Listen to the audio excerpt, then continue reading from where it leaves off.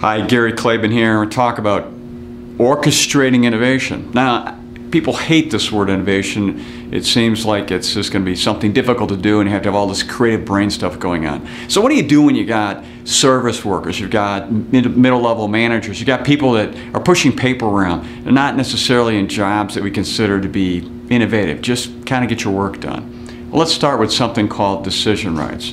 So think of decision rights as like property rights, like owning a 401k or a piece of property, except this is rights within an organization. It's about establishing responsibilities and guidelines about a position and then allowing people to take that position where they need to go. So they're given a certain amount of decisions and then you see what happens. Now, an interesting thing happens with folks when this takes place. Some people take ownership of that and start to do things that they weren't allowed to do before. And they start to innovate, they start to change, start to develop. And as they are able to gain more responsibility and provide more benefits and value, they're given more decision rights. It's almost like you give them so much rope that they can run with, but not enough to hang themselves. So they continue to go along like this and develop. And you see who shows up at work, who is present, who really wants to make a difference.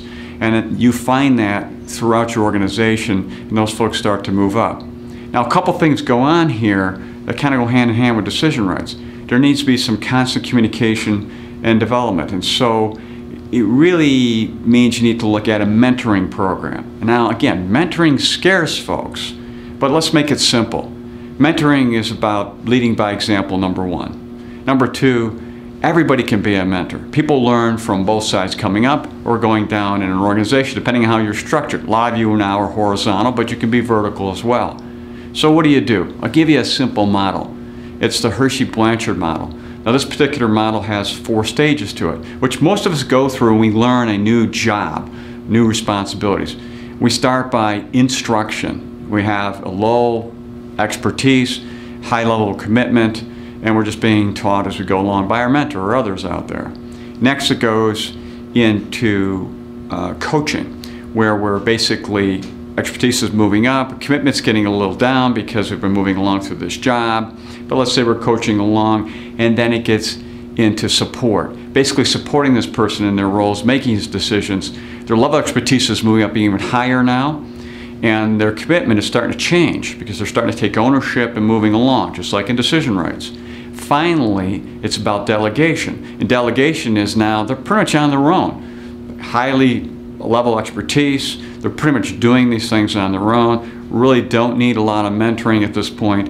And let's think about this. A mentor's job is to replace themselves, meaning make themselves obsolete so the others can take over that position. In the process of doing that, they're developing people as they come along. So in innovation, if you are clear about decision rights and people start to take those on, and you're clear on mentoring and start developing folks, these 2 things spawn off a lot of innovation. Just happens as a byproduct of all that taking place, and it's an easy way to go through and get innovation to organically take place within your organization. So consider these 2 things. Sign up for our blog and we'll send you the chapter on innovation from our new book, The Business Battlefield.